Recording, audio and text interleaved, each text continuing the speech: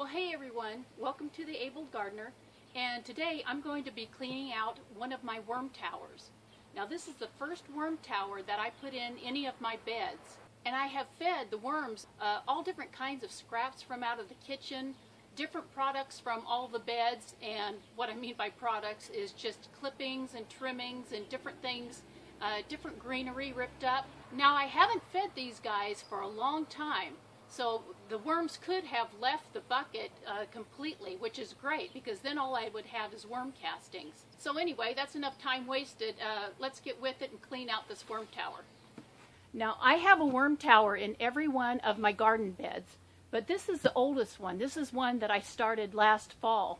And even though I've been adding scraps to it from out of the kitchen, the worms have eaten all of those scraps down till, well, the level of it is down here to the level of the garden bed. So you can see this compost is it's really rich vermicompost. It's everything broken down from all the kitchen scraps and different things that I've put into the worm tower. So just look at that. That is really rich vermicompost, and my garden is going to love it. But anyway, we're going to empty this out today. And now what I could do is I could take a small spade or a bucket or something like that and just dig it out down to the bottom. I think it would be a whole lot easier if I just took the bucket out of the garden bed and emptied it in with the rest of my worms. Okay, I don't think this is going to be too hard to take out because the soil isn't that deep in this bed. So I've gotten it loosened up, and I'm just going to drag it out, and then I'm going to put it through a sifter and into the other vermicompost that I have. Oh, and it's pretty heavy for being only a half a bucket full. Let's see what was in the worm tower.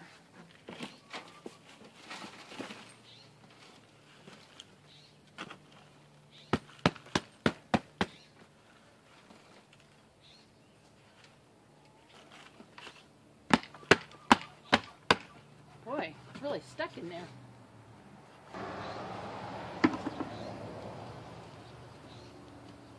Well, it looks like the worms broke up everything except the leaves that were on the very bottom. Looks like that's where they were living mostly. But as I mentioned, I haven't fed these guys in a long time. So all they have is pretty big pieces of eggshell to chew on. And if there's no food in here, they're not going to stay for a very long time. They're going to go back in the bed. So that's what I was hoping, was if I didn't feed them for a month or so, that they would head out of the worm tower and that they would go back in the bed. Well, let's get that bucket back in the garden box and get it filled up.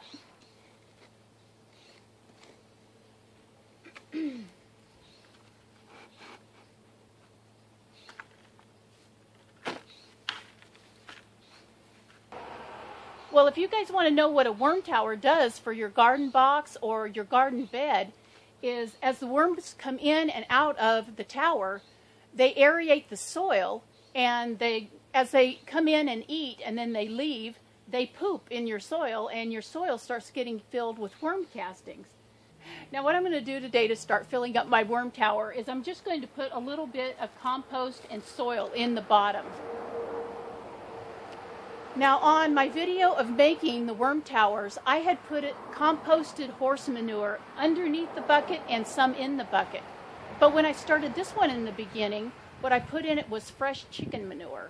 Now that's something that you really want to be careful with. And when I started this, there weren't all these plants in my bed. That's the one thing you want to be careful with fresh chicken manure, is you don't want to get it on your plants at all. I'm going to be really careful. I'm not going to touch any of my herbs or any of my plants. So I'm just going to put the container just down into the worm tower and just slowly dump it out. If you have chickens, you know that chicken manure is very dusty, and along with that dust, it carries a lot of particles that you wouldn't want on any of your food products. But I've got that slowly dumped out. It's down in the bottom, and I'm going to cover it up with a little bit more compost. Okay, next I'm going to put some compost out of my compost pile. I also brought out some more scraps from the kitchen, so I have some coffee grounds and some coffee filters. Well, this time I was a little bit smarter with my eggshells, and I actually ground them up in a grinder. So it didn't turn out to be a whole lot, but I'll put that eggshell powder in there also. A little bit of water because worms like a nice moist environment. Well, you guys, that's it for my old worm bin, or my first worm bin. And now it's starting all over again. And in a day or two, it's just going to be full of red wigglers and different earthworms that are in the bed. They're going to go through those holes. They're going to go in there and start eating all that good food. And they're just going to start working it down into the neat compost that you saw me dump out of it. So I'll get the lid back on there and some weight so that the critters don't knock the lid off. Now let's see what's happening in a couple of the other worm towers. See if they're full of worms or if they need to be dumped out. Well, this is the worm tower that's in my bed with a lot of carrots, and I've got a lot of green beans coming up. And I even have a volunteer watermelon. So I don't know if you guys can see that on the film, but I've got a really pretty watermelon that just came up from seed. So let's see what's going on in this worm tower. Well, it's nice and moist, that's for sure. And the level of it has also gone down, so I know the worms are working down there to eat everything that I've put in here lately.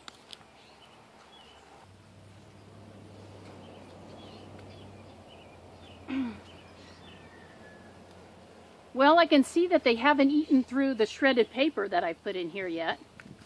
But I can tell that this worm tower is also starting to get almost to the point of the other tower where it's really composted. Well, this is nice and broken down, but I'm not ready for it to be broken down and harvested yet. Well, you guys, I've been really bad and I haven't been feeding my worms like they should. So let's just check this worm tower over here by the tomatoes and just see how these worms are doing with the little feed that they've been having. Okay. Get in here and we'll see what's going on with these worms. Like I said, I haven't fed them for a while. And so maybe I can harvest this compost also.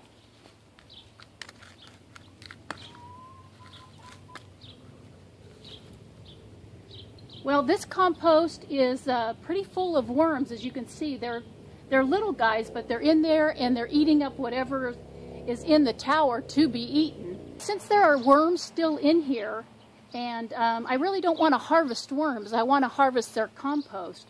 So what I'm going to do is I'm just going to let this bed go. I'm not going to feed them for probably another 2 or 3 weeks. Come out here and check it again, and if the worms have left the tower, then I'll harvest everything that's in here, and I'll put this compost in with my other vermicompost.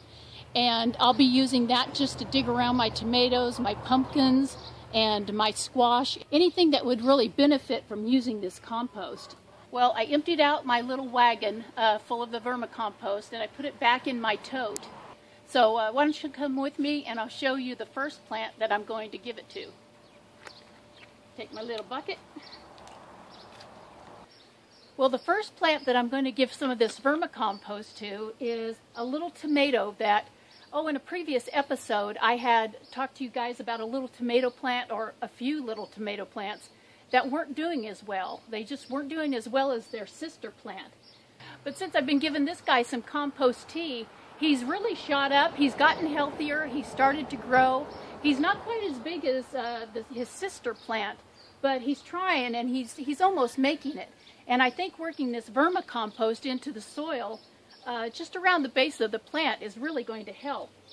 So I'm just going to dig around the base of the plant a little bit, and not especially deep. I don't want to cut any roots that he has growing. Give him a little bit of food. Now this tomato plant is going to love this. And what I'll do is I'll give you guys an update in a week or two and show you just how much he's grown since he's gotten this vermicompost.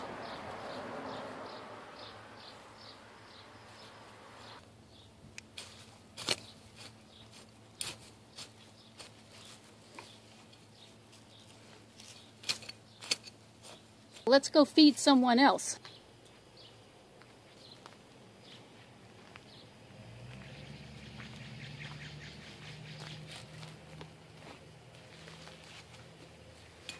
Well, this is my giant pumpkin. Now, pumpkins are heavy feeders, so I'm wanting a really huge pumpkin out of this, and he is going to love this compost. Now this is the breakdown of all the scraps, everything from the kitchen that I put in that worm tower. This is just a lot of nutrients, and it's just perfect for a plant that's a heavy feeder. Now when you're talking about plants being light feeders, medium feeders, or heavy feeders, it's my understanding that a light feeder is something like any root crop. You know, something that you can put in the ground, and maybe you put it in, maybe you fertilize it once during the growing season. Now my medium feeders would probably get, 2 to 3 feedings throughout the growing season. And then my heavy feeders, which, you would always think of tomatoes, squash, pumpkins. So my understanding with a heavy feeder, it's something that you want to work compost around anywhere from 3 to 4 times during its growing season. Now that's just my understanding. I wouldn't want someone to think something's a heavy feeder and then they go out and they just continually pour a whole lot of different fertilizers on the plant. So when it comes to fertilizing just your general population of vegetables, I would say that less is better. The less fertilizer and things that you put on your plants, the better off they're going to be. The only reason that I'm putting a lot of compost, a lot of vermicompost on my pumpkin here is because I'm wanting it to produce a 100 or 200 pound pumpkin. But definitely I wouldn't think that if a plant is a heavy feeder that you should go out and say throw a lot of manure or something like that on it. Just feeding a plant, in my consideration, feeding a plant would be putting compost and nice healthy vermicompost, something like that, around your plant. So that's just my take on light and medium and heavy feeders. So, you guys don't have to go by that. That's just how I understand it. And that's what I do with my plants. I'm going to go get a couple of more plants fed. Well, you guys, I feel like I'm in a jungle. But definitely, this squash plant that produces these little early white scallops, this is the perfect plant to use some of that vermicompost on and to give it an extra feeding. Well, until I see you guys next time, have a good day, and I'll talk to you later. Bye-bye, you guys.